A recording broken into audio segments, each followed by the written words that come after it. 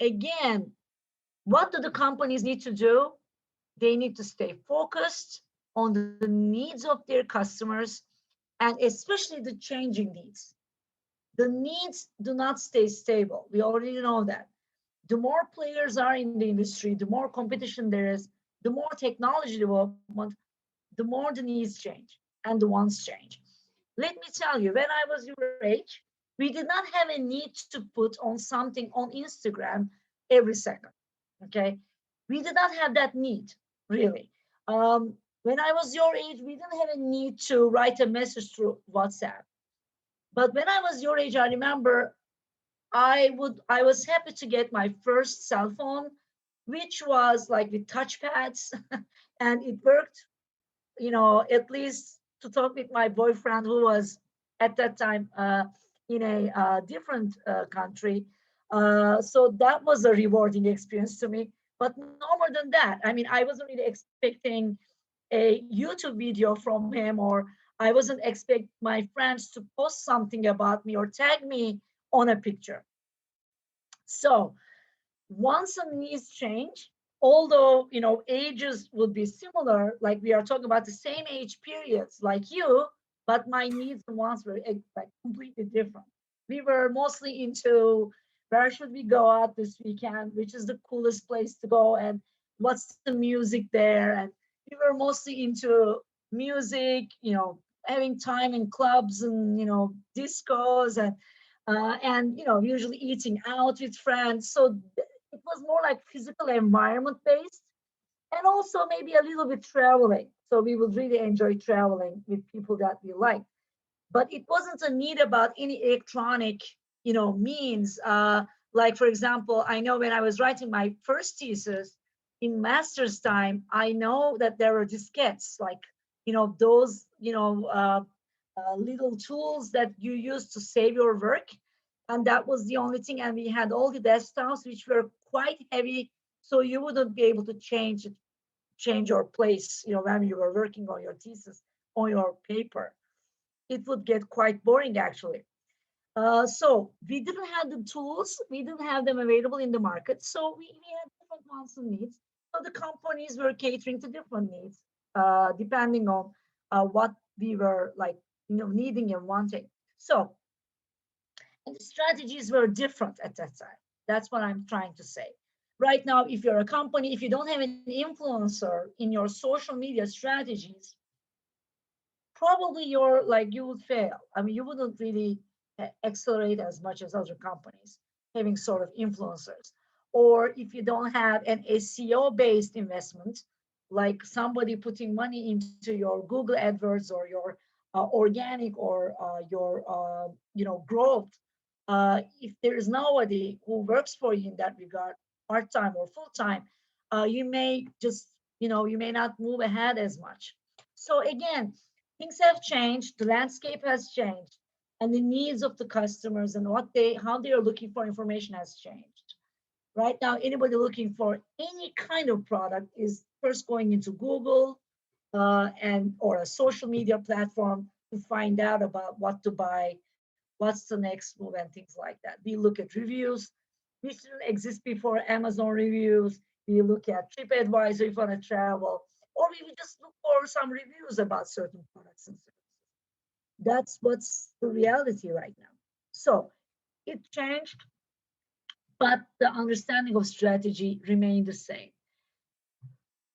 We again rely on Porter in this one also. He has something that he calls generic strategies, which is overall cost leadership, differentiation, and focus. When we say cost leadership, anybody wants to jump in to say, Look at your what do we mean by cost leadership? one.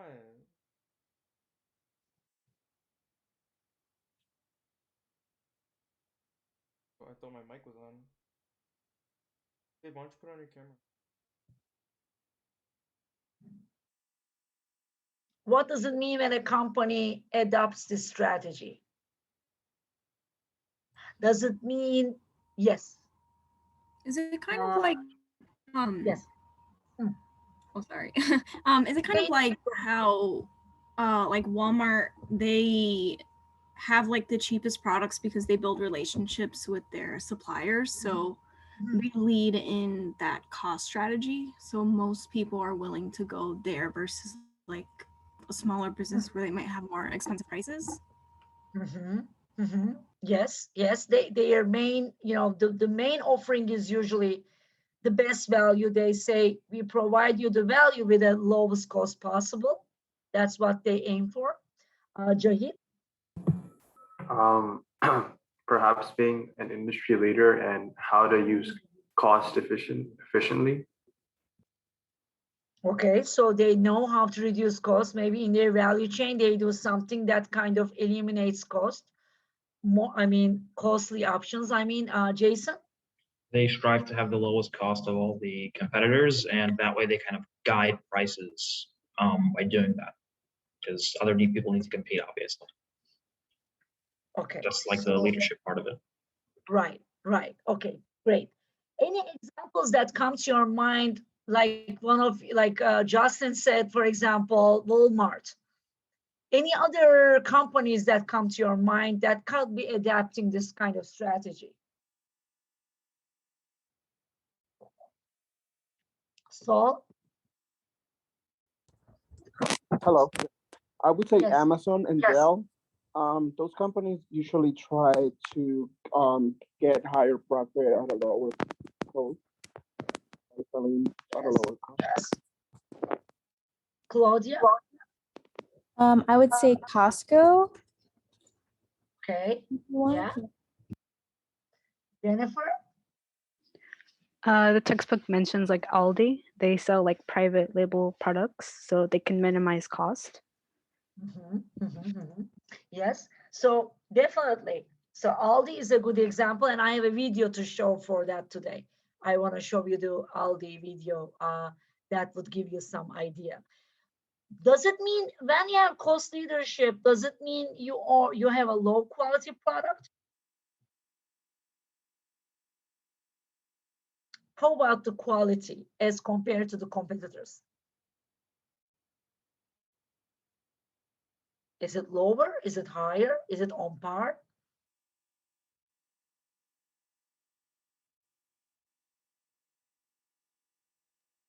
Saul, I see your hands up. Oh, maybe this is not. from before. I'm sorry. Okay, so usually, okay, I'll come to that, but think about this question in your mind. Does it mean it's lower quality, or does it mean on par, or does it mean higher? What does it mean in terms of product? Okay, so now let's go ahead.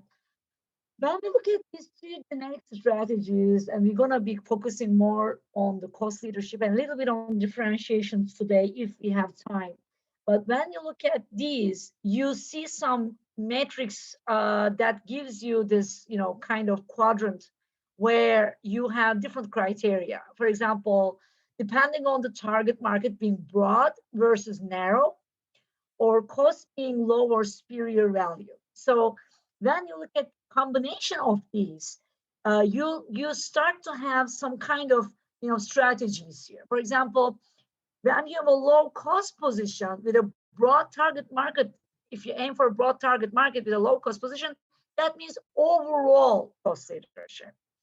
When you aim for a broad target market with a more like value focus for the customer, not necessarily the price, but the value that you offer, it's broad differentiation. Then you have narrow target markets, you start to have either cost focus or you have differentiation focus. So the narrow target market, meaning it doesn't mean it's let's say a small amount group of people. It means narrow, meaning it's defined narrow in a narrow way. Okay, so it's narrowly defined target market. People, let's say, who have luxury cars, people who are in the let's say bottom of the pyramid in those developing countries. So when you do a narrow target market rather than broad, you're talking about a very specific target segment. Although again, it doesn't mean it should be a small number of people.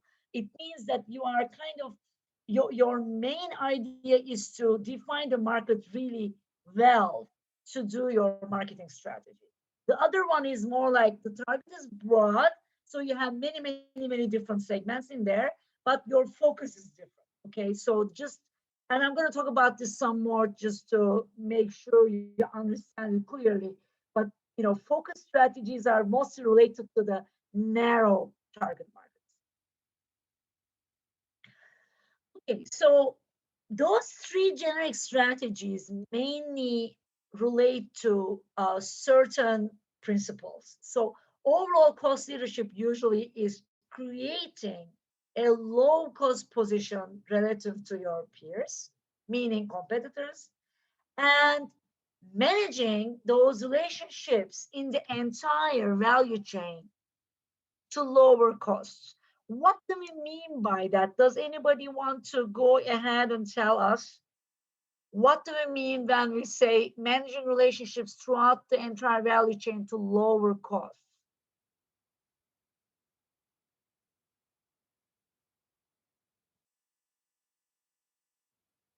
What do we specifically do to lower costs? Let's say, can you give an example in the value chain? Claudia. Maybe minimize the distributors, as in like not as many warehouses like hold the inventory. Maybe. Yes, it could be, depending on what your capabilities are. Diana? I was also thinking something along the lines of like getting rid of the middleman, perhaps, or finding the best deals regarding like transportation and shipping, like let's say exporting and importing stuff. Definitely. Isaiah, and then Saul. Yeah, so I was gonna say like you can like outsource the manufacturing of products, just like what Apple does with their computers and phones. Yeah, definitely. Why do they take it from China, really? Why do they buy it, or why do they produce it in China? Because the labor is Mainly, cheap. yes, to reduce the cost related to labor. Therefore, they don't want the product to come down to a higher price when they produce the final product.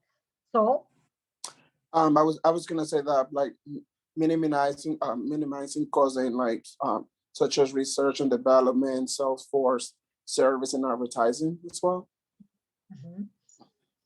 yeah, definitely. So anything that you do along the value chain, from production to inbound, outbound logistics to marketing, sales, human resources, technology, R&D, administrative costs, anything that you do that would help you to come down to a lower cost in your final product or service, that is dedicated effort in the strategy.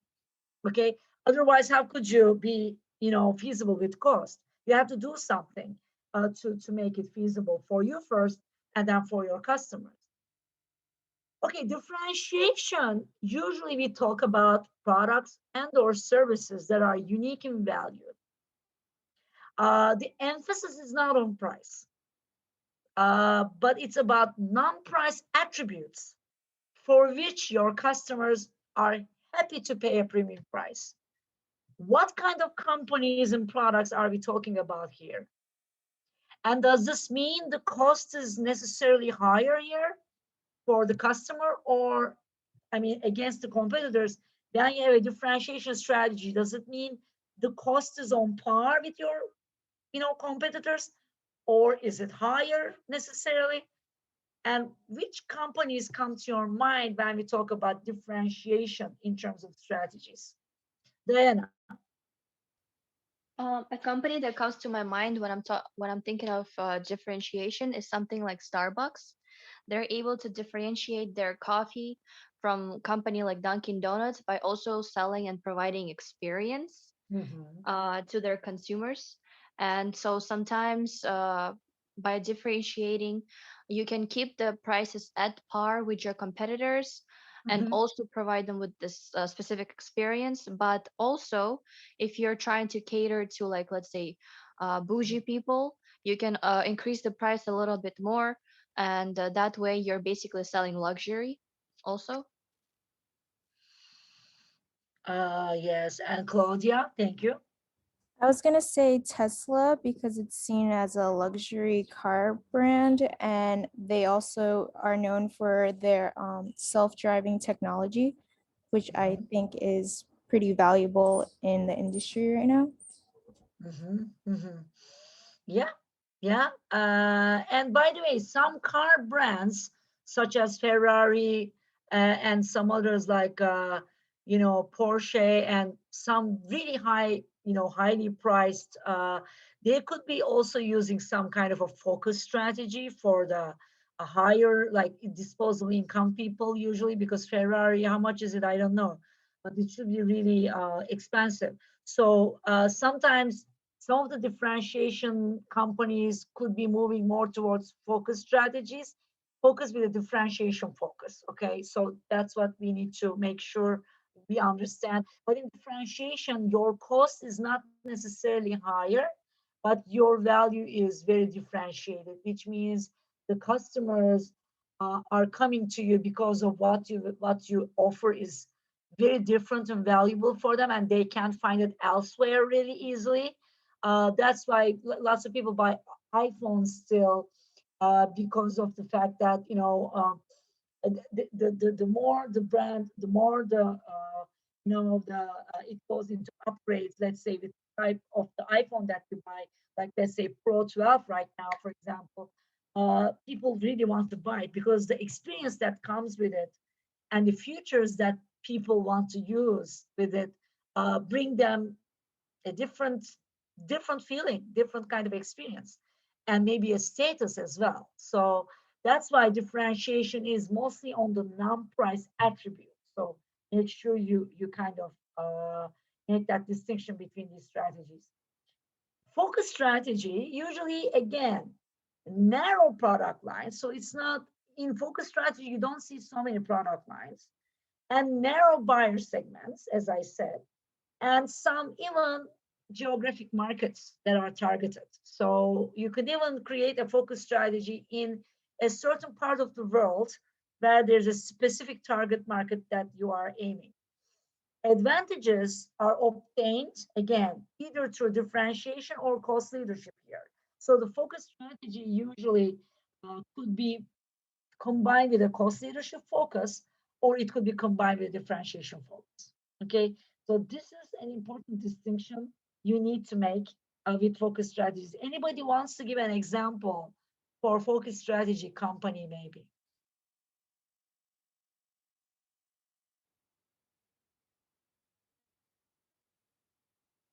Gabriela? Kind of just going based off like what we've been talking about, like Lime gives off this kind of focus strategy because they don't only focus on being like low cost, but they always also focus on being different from their other competitors by doing like the dockless bikes and scooters. So they kind of combine the both to both be competitive in their market and differentiate themselves from the other competitors. Yes, but the target, well, Bar, go ahead. I will Well, comment. I'm thinking about luxury brands immediately, and I think maybe Tesla with cars or Louis Vuitton with clothing, something like that. Yeah, Louis Vuitton definitely. And with Lime, the only thing is because Lime, well, there's an environmental focus definitely. There's a dockless differentiation there. Uh, but Lime tries to cater to different types of market segments. I believe people who like to just bike, and it's not necessarily for people who do who are mountaineers, for example. They don't necessarily go into that segment, but I don't know if you know the brand Patagonia, for example. Patagonia, you know the brand? The Patagonia is mostly like focus differentiation because they are mostly focused on that type of, specific like environmental focus, people doing mountains and, all these mountain sports. And people mainly like, do all these different extreme sports. That's their target market. And again, yes, yes. So that's why it's easily kind of confused when we do the focus versus differentiation. The focus has to be a narrow, it has to be a narrow target market, which could be distinctive in terms of its disposal income, living lifestyle, maybe age group, maybe physical issues, problems, something targeted with disabilities, people having disabilities, it could be, or people having a special, it's like, I don't know if you heard the term, like niche products, like people who are like a narrow market where people might really like that niche products with like that kind of focus they in terms of catering to their needs. So it again I'm saying don't just assume focus means like little groups of people. It could be in large, so it doesn't have to be restricted into a restricted flow of money. It's just you need to define the target market. Your first job is to define that mainly in a narrow way. Okay, so this is like a research result about three generic strategies. And it looks like when you look at some of the metrics here, ROE, sales growth, gain in market share, and sample size, you could see some of the results in terms of the ROEs, for example. When you combine these strategies, differentiation on cost, you have a lot of ROE. But then if it's just differentiation, you're able to do that as well. Okay. And then with cost, again, a little bit smaller size, but again, it still pays off. And then differentiation on focus, you go like less with that. Cost and focus, and then there are companies we say who are stuck in the middle. Anybody knows what we mean by stuck in the middle companies? What is it being stuck in the middle? Anybody knows? Or anybody guesses what it might mean?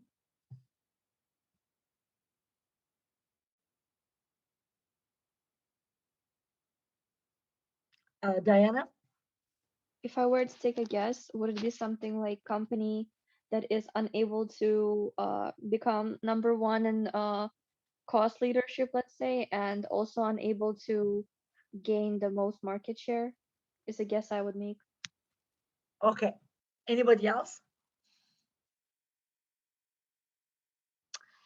Well, you know what? Yeah, Jana, go ahead.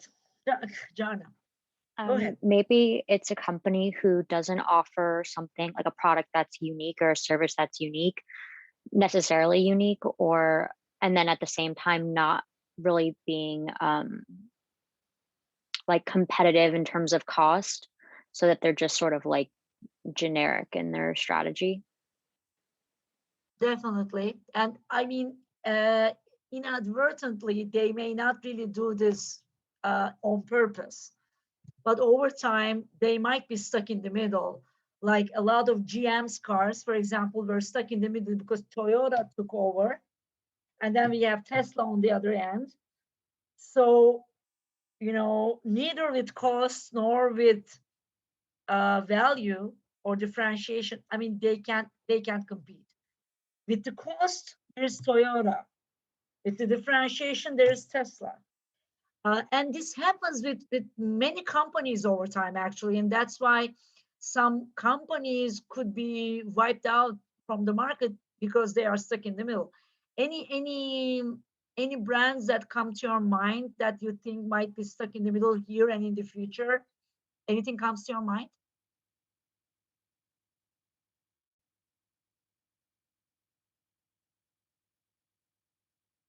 It happens with some airlines, right? And even today, it's even more challenging with the COVID situation. It happens with some, let's say, restaurant chains. For example, McDonald's, if they are not able to differentiate themselves enough, the cost may not save them anymore because the market is going for more healthy options. So some companies are running the risk of being stuck in the middle already. Jennifer? An example is like supermarkets too. Like their cost structure is like higher than like let's say Walmart. And they're also like not able to like compete with like Trader Joe's or Whole Foods who have like their own type of like brand food. Mm-hmm. Mariah, yes. Thank you. Would an example be like Macy's? how they weren't able to differentiate into the e-commerce market, and Amazon kind of took over now. What do you think about TJ Maxx, guys, in general? Anybody wants to talk about TJ Maxx? Jarna. I think they've actually sort of made some movement recently because like a year and a half ago, they didn't have an online platform where you could like purchase, like you have to go to a store. So I think they're trying. And I think that was definitely a step in the right direction for them. I agree. They really picked it up. And, you know, in this environment, it's important for any type of business to have an online presence, because post-COVID, we're still expecting people to be online for their consumption practices and for their usage practices, for marketing. Again, that mainly is very important. Mariah? I would also say with TJ Maxx being in a partnership with Marshalls, I think is a good competitive advantage. Like, for example, I have a TJ Maxx near me, but the closest Marshalls is 40 minutes away. So they're able to expand more and reach more people that way with having two different companies. Definitely. I have one just 2 minutes from me, and both of them are 2 minutes from me. So in my case, there's a strip mall that I live close by. And then those two are located in the same mall. And there's only a few, like a very short distance between the two. It's like they're in the same area. And again, these are all important points. And today we see the e-commerce, online businesses, online education, and all these related to online offerings, they start to do both. They try to do both differentiation and cost.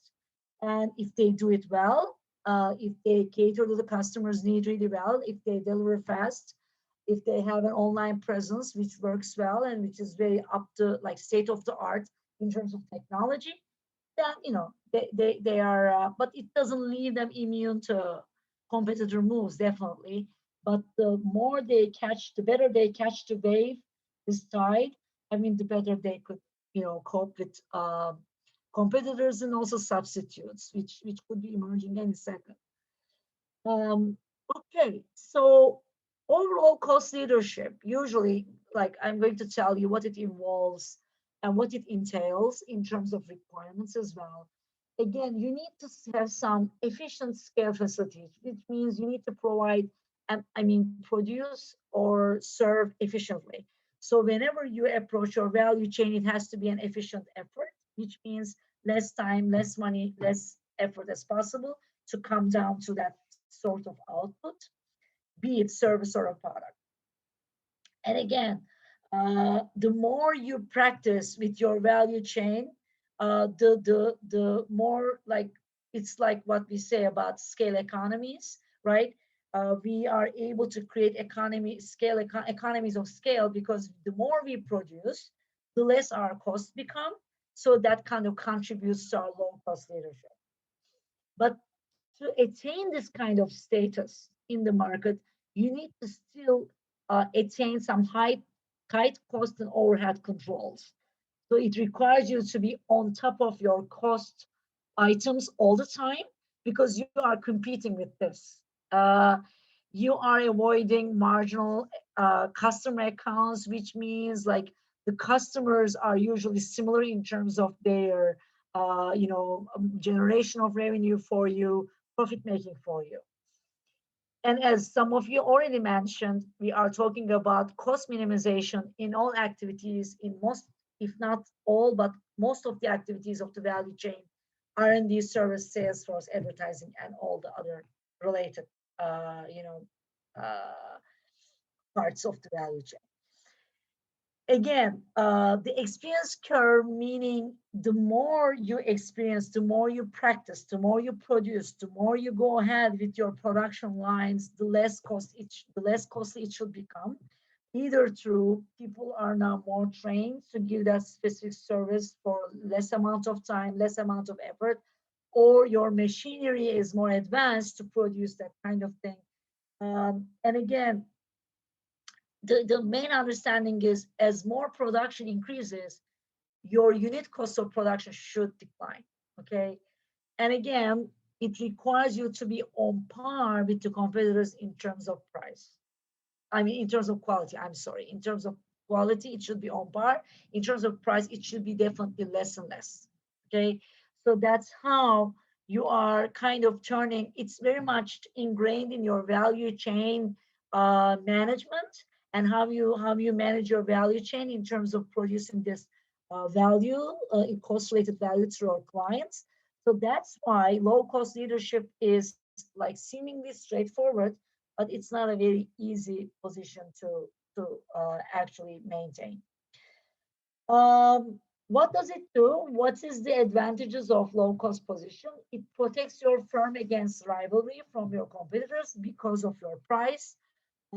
Protects you from powerful buyers, okay? Because it's, people are like, you cater to many different people's needs, so you don't have major people that are just powerful buyers only. You have many people, so you reduction of risk through many buyers. Uh, it provides you more flexibility to cope with the demands from your suppliers as well.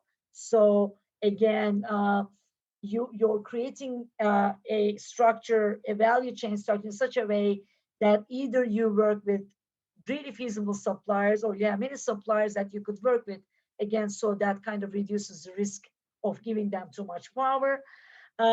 Entry barriers are possible because of your economies of scale and cost advantages, and you are also favorable in terms of your substitute products.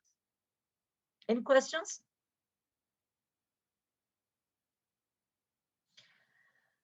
Pitfalls: too much focus on one or few value chain activities. Sometimes to be able to attain that cost advantage, you might really go along like a hard, you choose the hard way of concentrating on one or two activities, which you could do least costly. So that's why it might push you into concentrating on a few rather than all of those activities. Increase in the cost of the inputs, usually for some reason the inputs might increase, raw material cost might increase, your labor cost might increase, or some other costs, or real estate, whatever you use. Unfortunately, this strategy is one of the most imitable ones, so people could imitate this easily rather than, let's say, on the differentiation. Because you lack parity on differentiation on your quality of the product, that's a disadvantage. And costs usually give you like less flexibility because there isn't much you could do. You just play with your cost as much as possible, and that's the only thing you could do. That's your flexibility problem. And again, you run the risk of become obsolete over time because of your cost advantage. And again, some other people might just do similar move like you, and because it's not something that's rocket science. People find out the way to make it least costly for producing a raw material, for providing a marketing service, or providing a customer service, or a technology based something, and they do the same. Right now, there's a discussion about what will happen to China in the long run if America tries to go into more 3D printing and do more automatization of machinery production. What's going to be happening with China's cost leadership in terms of labor cost? Because the main advantage of China is just the labor cost is very cheap, and it's very affordable for a lot of companies. But if you start to automate those, if you start to produce a lot of things with machines rather than through people, or with less people than usual, then what's going to happen? This is very long-term, I think, discussion, but this is in the future. So this is something that you might want to keep in mind.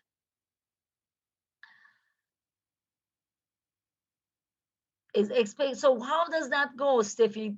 You give us tell us more.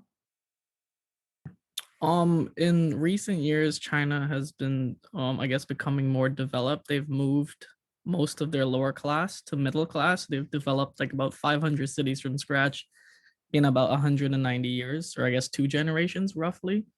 They're planning on building the world's fastest and largest rail system around the globe. and they've recently bought Africa. Not so speaking as an insensitive manner, but that's where they're assigning their new labor force, because there's a lot of land and people out there that don't really do Yes. much. Yes, yes. Again, I mean, we will talk more. Thank you for bringing this up. We will talk more about this when we go into international strategies, when we talk about factory endowments. That's what Steffi is talking about. That's a main advantage a region or a country provides in terms of production, in terms of businesses. It could be through land, it could be through labor, it could be through capital, but whatever that advantage might be, the companies want to leverage and use that. So that's what's happening probably. And these are some future developments. And again, with the climate change, some people also argue some of the areas which were like inhabitable, like people were not able to plant there before, like some places in Russia, for example, because it's very cold, you're not able to do agriculture. But because of climate change now, some parts of Canada and some parts of Russia, some people say the huge portions of those countries could be open to agriculture in the future because of the climate change, and that changes the whole landscape in terms of what we do with the land, what we do with the labor, what we do with the capitals and everything. So these are the things you can consider when you talk about all the changes, because it affects all of us in the world. And people are thinking about, Bill Gates, for example, says, let's reduce carbon emission by reducing our consumption of meat. Let's do lab produced meat more. Let's travel less through airplanes. So things are like becoming more like kind of transformative in the near future. I don't think it's very far.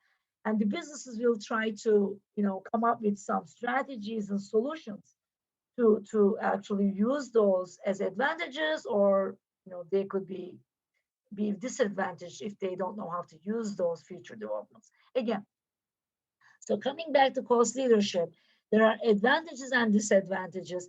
And now I'm going to show you Aldi video for you to see what Aldi does to reduce its cost from different parts of the value chain. And after we come back from this video, we are going to discuss about all these advantages. I don't know if you've been to Aldi before, sorry. If you've been to that grocery store before, I have. And usually, no matter how much I buy, I end up spending no more than $50. Similar shopping I do in Acme, which is very close to me right now, I spend about $150. I'm not exaggerating. So similar, well, they don't have many brands that you could find in Acme, but still it works. It helps me. I mean, I don't need a brand in my mandarin or my oranges or my produce shopping. And I don't necessarily am a brand person when it comes to cleaning products. I mean, really, they really work at some level. So as long as it's environmental focused, I buy it. So, I mean, that's what it is. But Aldi is very far from where I am. I have to go like 40 minutes of driving to go to Aldi. And so I don't go there as often. But I'm telling you the price difference. It's a huge difference. Okay, so maybe you want to share later on. Now let's see. I'd like to let me see where that is. Okay. Okay, companies.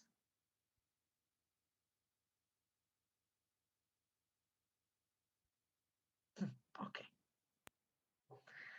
Okay, you see my screen, correct? Yes. Perfect. If you want to sell online, do you hear sure the stand sound? out. Yeah. Go to e-commerce and create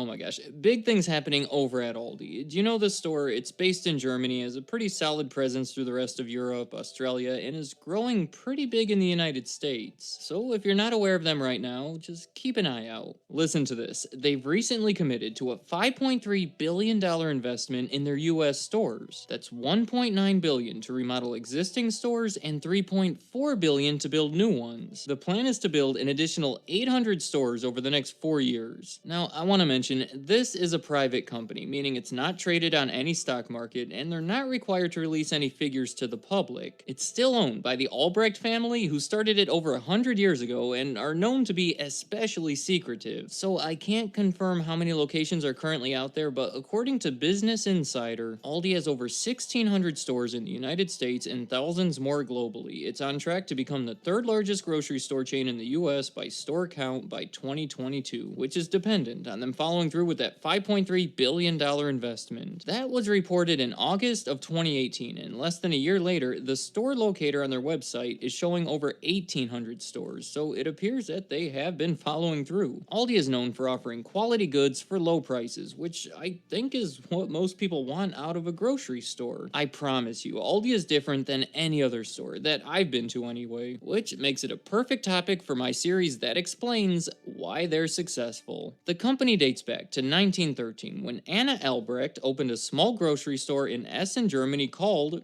Albrecht. In 1948, her two sons named Theo and Karl took over the business and quickly started expanding it. Now, keep in mind, this was not long after World War II in Germany, not the strongest, best economy. People didn't have much money, so you can see why they were motivated to develop their low price model. They took advantage of the situation by providing just the essentials at a low price, and were very successful because of it. After about 10 years, they had expanded that single location into about 300. Then in the early 1960s, two major things happened. One, they changed their name from Albrecht to Aldi. Take the first two letters from Albrecht and combine them with the first two letters of discount, you get Aldi. The other thing that happened is they split the business into two parts. Turns out, the two owners had a bit of a dispute. Theo wanted to sell cigarettes in their stores, and Karl didn't. I don't think either was budging, because their solution was to split into two. Aldi Nord would be found in North Germany, and Aldi Süd would be found in South Germany. It remained separated, like in France, you all have Aldi Nord that uses this logo. In the United States, there's Aldi Süd, which uses this logo. And this gets weird, but in the US, there's also a chain ran by Aldi Nord, but since the other one has the naming rights, it can't go by that name. Instead, it goes by the name Trader Joe's. So if you're familiar with Trader Joe's, it's really part of Aldi. It just goes by a different name due to this whole naming mess. But Aldi opened their first US location in 1976. At first, it was just in the Midwest, then they slowly started expanding toward the East Coast. Today, they're all over the eastern half of the country, and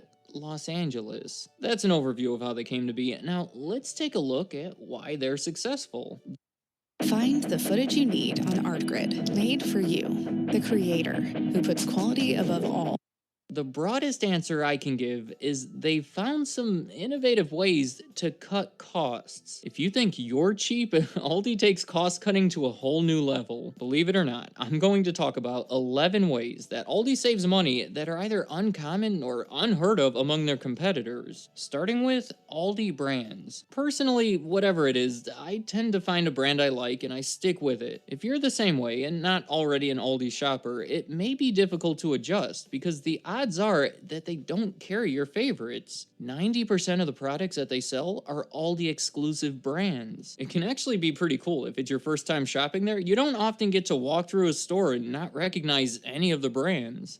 For baby essentials, there's Little Journey. For wine, there's Winking Owl. For plant-based stuff, there's Earth Grown. For meats, there's Never Any, along with many, many others. I don't want to imply that this stuff is in some way inferior. It generally has a pretty good reputation. For example, they have an energy drink called Red Thunder, sort of their Red Bull equivalent, and completely unsolicited, I've received multiple comments praising it. Plus, if you're able to find something that you really like, they've got you you hooked because you won't find it anywhere else. Aside from all that, carrying their own brands saves them money. They're not paying a separate company for the brand name premium. Along the same lines, I also want to mention they handle a lot of their own distribution, which is another way they maximize efficiency and save money. The next way they save money, they have a limited selection. They don't offer many options when it comes to your groceries. You're not going to find 42 different cookie options or 34 kinds of gum. You'll get the basics, maybe a few decisions to be made, but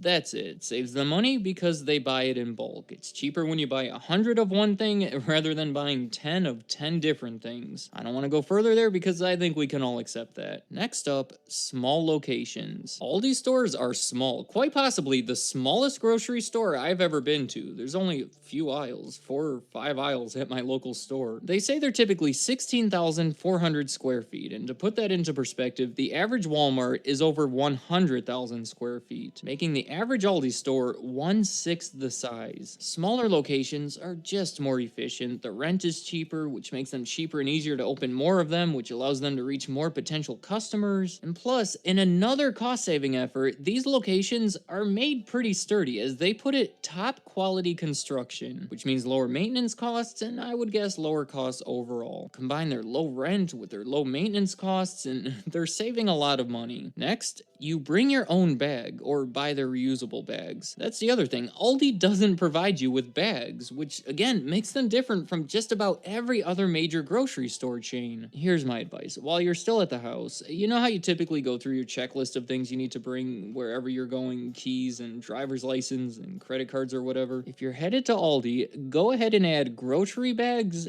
and a quarter to that list. I'll get to that in a second, but if you go there often, you'll make a routine of it. The reason they do it, I'm sure is obvious at this point. It's to save money. While most other stores are spending money on these bags and just giving them away, Aldi doesn't. It's good for the environment too. Plus, I imagine they're making some money through the sales of those reusable bags. Alright, back to the quarter. The shopping cart quarter. In my opinion, Aldi is by far the most annoying place to get a shopping cart. It's ridiculous. They have this contraption built in where your cart is connected to the cart before it, and the only way to disconnect them is to put in a quarter. So if you arrive at an Aldi and you don't have a quarter, you can use a shopping cart, or you can wait by it for a very nice person willing to give you a quarter. I think it's a little ridiculous, but hey, it's all part of the Aldi experience. The reason they do it is not to make money. You actually get your quarter back when you reconnect it to the cart behind it. The reason is to ensure you reconnect it to the one behind it. It gives the customer motivation to put their cart away. That way they save money since they don't have to hire someone else to do it, like pretty much every other grocery store to ever exist.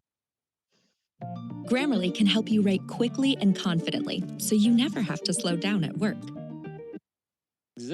Next up is store hours. Aldi is not open 24 hours a day, and in fact, they have shorter hours than you may typically see from this type of store. The one near me is open from 9 a.m. to 9 p.m. The reason behind it, again, is to save money. They're not paying the employees during these hours, they're not paying for the lights to stay on, they're saving money in a lot of ways. Inventory system. What they use is called just-in-time inventory. They're not sitting there with a bunch of inventory in the back room, they actually order things when they're needed. That way fewer things spoil in their possession and they don't have to pay all those costs associated with warehousing them. That goes back to the advantages of their smaller locations. They have a very efficient inventory system. Displays. The packaging that the products are shipped in is the same packaging that they use to display them. When it arrives on the truck, the employees just roll it out into the sales floor and that's it. Saving a ton of time by not having to transfer things onto the shelves, which saves on labor costs. On to the last three. I put these at the end because they seem a little excessive to me. Not playing music. This is extreme, but Aldi doesn't play music in their stores to save money. This article from Reader's Digest suggests that they avoid playing music so they don't have to pay the licensing fees, and I'm inclined to believe it. Multiple barcodes on each product. They actually print multiple barcodes on many products simply because it makes them easier for the cashier to scan. It's a good idea, just a way to speed up the whole process and make things a little more efficient. Unlisted telephone numbers. Have you ever called a store just to ask if they sold something or wanted to learn the return policy or something? Well, you can't do that with Aldi because they feel their employees' time is better spent on other things. I realize this one almost sounds fake, but here it is, straight from them. Now, this is by no means a complete list of their cost-saving measures, just the ones that either stood out to me or appeared to have the greatest impact. And let's just take a second to think about what all of this accomplishes. The easiest way to lower prices is to sell lower quality goods. A much harder way to do it is by saving money in other places so you're not forced to make as much money to cover your costs.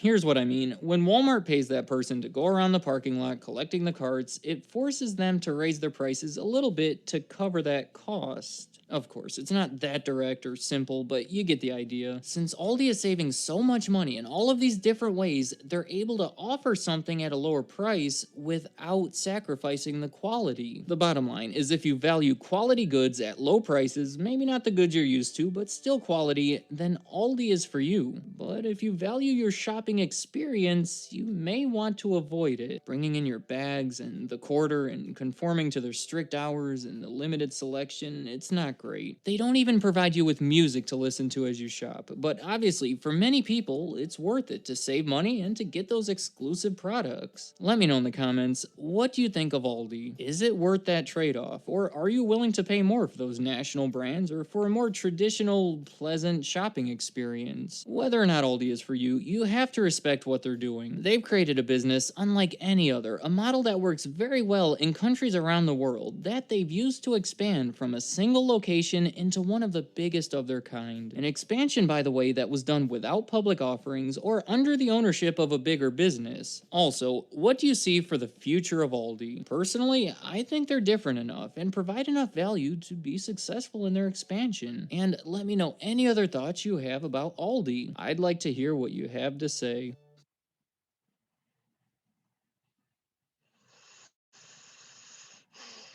Okay, let me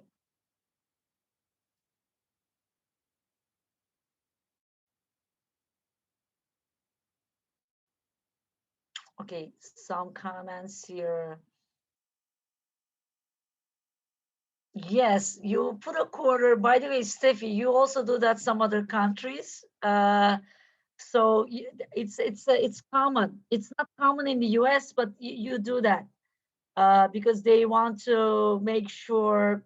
Some companies also are concerned about the whereabouts of these shopping carts once they are used, and so they put a limitation on what people could do, put them into places they don't want, and a lot of things. So that's why quarter works with some non-US locations too.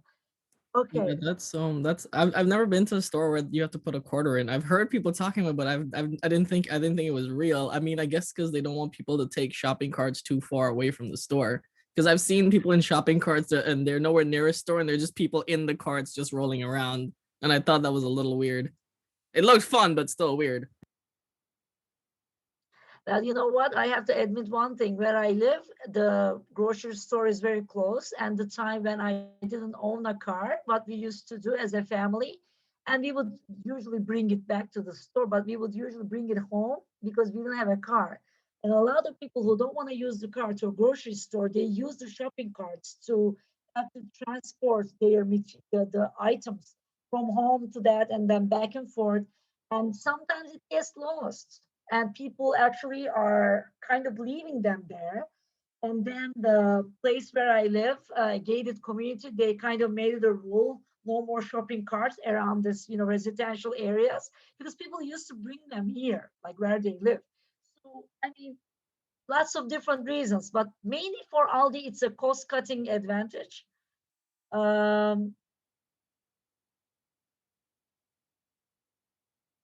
Okay, Justin says one of the first few grocery stores, at least in the US, that allows their employees to sit down, boosting their product as well. You found that interesting.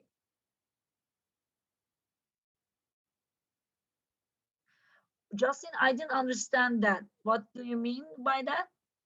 Yeah, I just meant that it's one of the first, well, at least at least in the US, that I've seen their cashiers sitting down when they ring up customers. And I don't really see that anywhere else. I don't know if they have that in other grocery stores in the US, but from what I've seen, that's the only store. So it like boosts productivity for the employees working there, I would assume, because people get tired of standing all day ringing up people. Right. So you mean sitting is better for them or not? I'd say it's better because then they don't get as tired when the day is pretty much over. Yeah. I usually shop from Target, for example, in my area. And yes, I'm thinking they don't sit. No. Yeah, but they used to sit, I think. They used to sit before. I don't know why they did that. Did they want to cut costs through these chairs? Maybe. I don't know. Okay, now I hope you have some understanding of what cost leadership might entail and what it might require. Any additions, any comments on this strategy before we move on to differentiation? As you can see, it requires you to look at the value chain quite differently in terms of your costs and how you can reduce your costs. And it again, it requires a different perspective, a different understanding of what you need to do.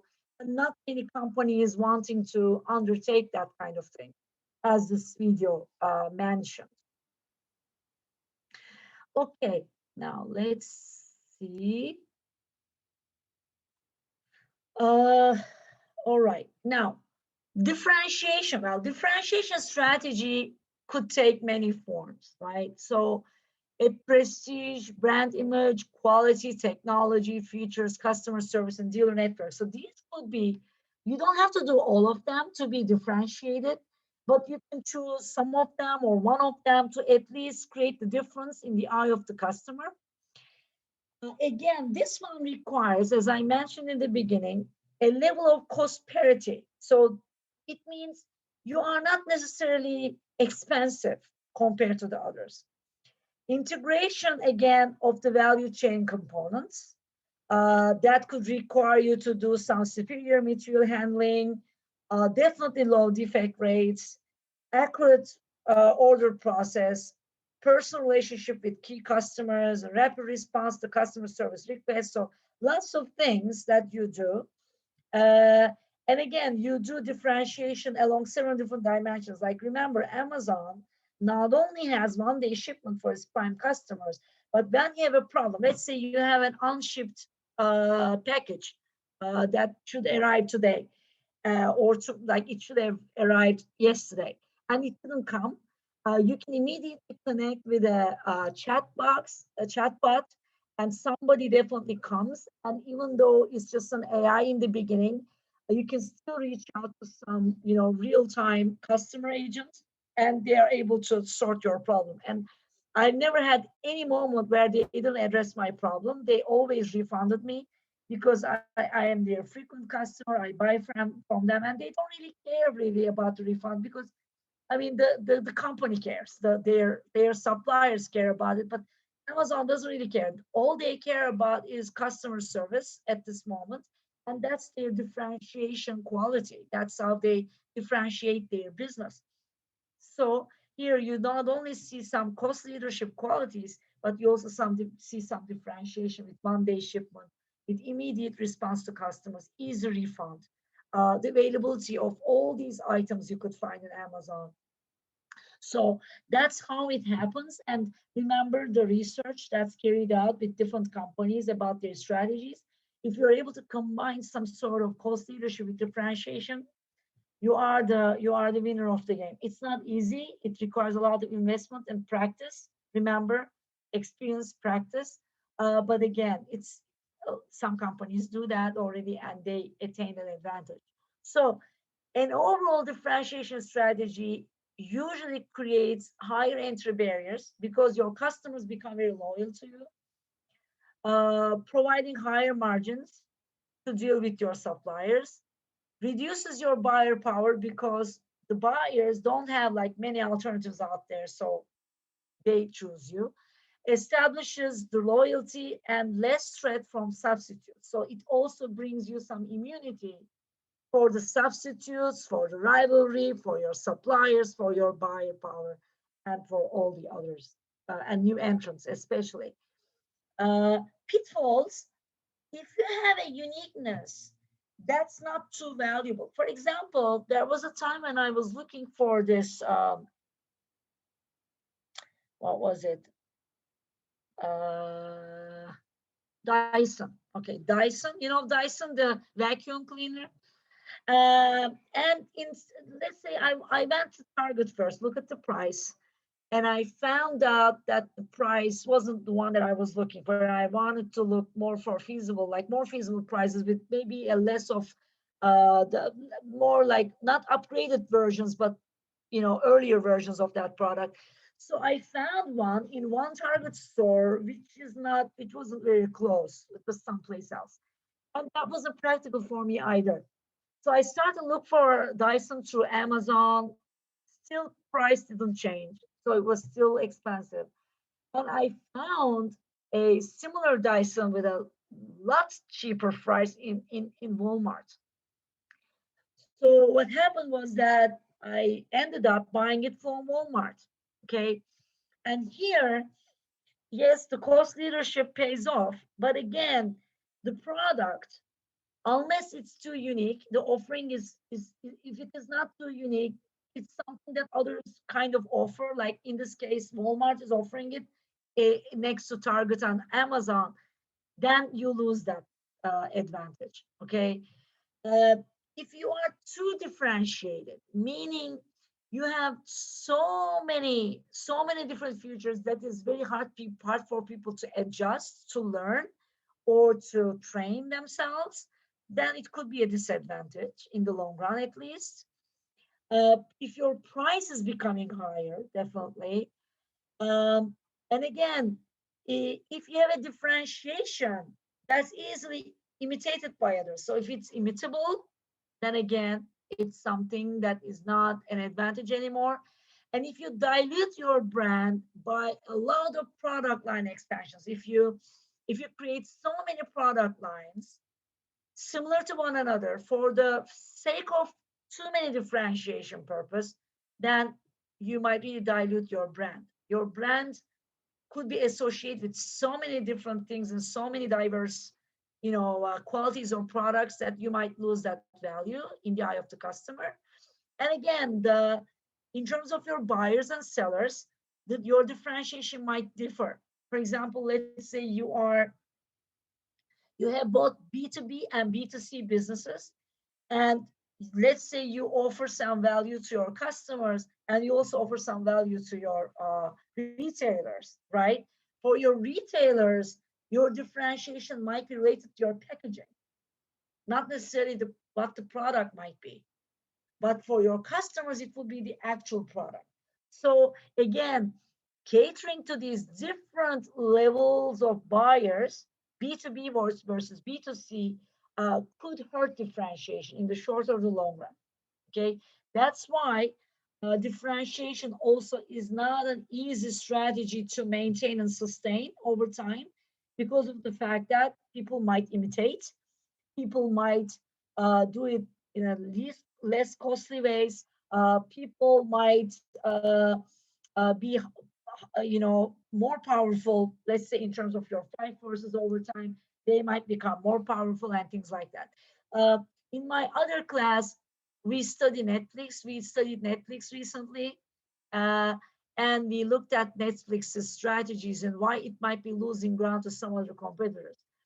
Anybody wants to tell me why would Netflix would be losing, or why is it running the risk of losing it to competitors, really, from a differentiation perspective? Anybody wants to jump in, or you can give me some other example, if not Netflix. But Netflix is an easy example to think about. That's why I want to ask about what you think about Netflix's advantage in the market. I don't know if you're an Netflix, customer or not, or you are a subscriber of Netflix or not.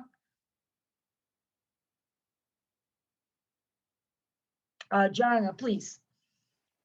I don't know if this is applicable, but they recently are trying to crack down on password sharing. But I don't really know if that would change their position in the market. Like I don't know, it may make people feel less great about them as a company, but I don't know. Password sharing? Yeah, well, because in general, like I could give my password to my Netflix and pay for it to like 10 different people. And as long as like a certain amount of people aren't using it at the same time, it still works. But they're trying to catch, or not catch, but just crack down on password sharing. And Steffi says certain amount of screens. Yeah, I think they track how many screens you're streaming on, and I think that's how they're coming up with this, that people are sharing passwords. From what Jordan was saying, because I know friends, I used to have a shared password. I kind of have my own account now because it was becoming like the selections for watching and not stuff I'm watching, so I have to like search for my stuff. So I just decided to get my own. But I guess what they're trying to do is trying to have more people subscribe independently, therefore raising the profit instead of people just like, you know, handing their passwords to their friends, which is not something should be fringed upon. It just, I guess, I don't know, they're taking it that way.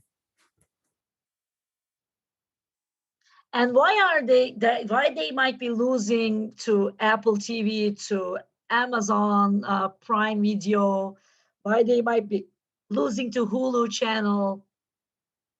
Why? What do you think about this? Anybody? John? I feel like compared to Amazon Prime and other subscription platforms, Netflix doesn't have a really good variety of movies, like major movies that people want to see. Also, I feel like Netflix kind of like losing all the agreements with studios. For example, like Friends was transferred to HBO Max through Netflix. And now I have to be subscribed to HBO Max and Netflix. So I don't see a point being subscribed to Netflix anymore because my favorite show isn't there. And also they're like changing the prices a lot. Now it's like $17.99 when I used to pay $13.99. Is it like that? I didn't even realize it. The first time I subscribed was about $7. Is it now 79 paying? Yeah, I recently checked my statement, and it's like $17.99, and I didn't even know they've been charging $17.99 for like past 4 months. And Mariah says their competitors such as Hulu has a partnership with Disney and ESPN, so you can pay $14 a month for all three. That's an advantage. Steffi?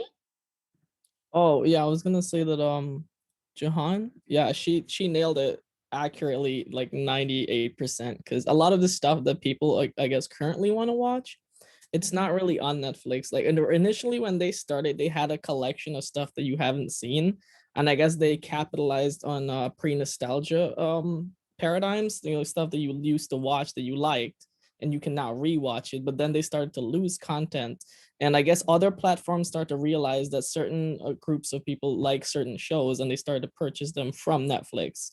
All the while, I guess Netflix didn't notice, or I'm not really sure what's going on at Netflix. But a lot of the things that I kind of want to see are now on HBO. So I'm like 50% of the way there. Is like, yeah, I'm probably gonna get HBO next month after my subscription is done, because like a lot of things that you used to see on Netflix are no longer there. Yes, definitely. I happen to do that. Like that the time I started paying to Amazon Prime Video rent a lot lately, you know, guys. I mean, I'm not really into original content nowadays, but mostly the movies I didn't have a chance to watch when I was like younger, for example. And I found this movie on Amazon Prime, and then what it did was this. It gave me this warning saying, hey, you know what? You don't have to pay for this. Go to HBO Max where you have subscription and you can watch there for free. So I could even have that. And the thing is, I'm losing my time with Netflix, it looks like, as a customer over time. But that's my experience. Carlo? I was going to say the market's kind of becoming saturated, where before Netflix was sort of like the only major Yes. streaming service, but now there's a lot of companies like Disney Plus, Discovery Plus, Paramount Plus that are doing streaming, so it's harder for them to differentiate. Yes, they were like the first mover. They had a first mover advantage. They were like, coming out from the blockbuster era to a new online streaming era. And that gave them a huge advantage because they were the first mover. But as I told you, as the market evolves into a certain extent, where your sustainable competitive advantage does not rely on the same capability anymore, and if you are able to tap into that as early as you can, you could still win the game. But if you can't catch the wave soon enough, then you will lose it to competitors, because as I told you, like now the main advantage that they had is not there anymore. Everybody has that. Now they have to bring in a new offering which is valuable for the others. And it looks like original content, as valuable as it might be, is not everybody looking for. And I just did a little poll in my other class the other day, and people definitely wanted to choose this, find the video whenever and wherever I find versus original content. So people are not necessarily for original content, but mostly the videos and movies wherever and whenever I want, kind of thing. So again, the more you read the market, the more you need to pivot, meaning that you need to change the direction accordingly. And Netflix has the money, Netflix has the resources, but it has to act. That's what it needs to do. Steffi says, I believe we will see who is left based on quality of content. Yeah, the time will tell. Okay, I wish you a wonderful spring recess. Okay, come back refreshed and read material in the meantime, if you please. And just, I want to see more of the discussion in our following weeks. And it's going to get more exciting because we will do all strategies from now on for a long time. So please be on top of the content. Take a rest, be safe and well, okay? And write Aldi before you go. And I'm going to post you some stuff for Thursday for you to look at. Thank you, Professor. Have a good week. You too. Bye-bye. Thank you. Sir. Bye. Bye.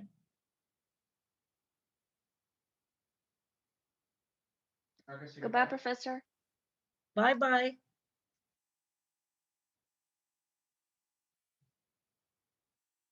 Bye, Andrew.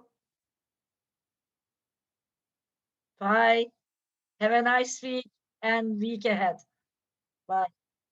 Thank you. Bye.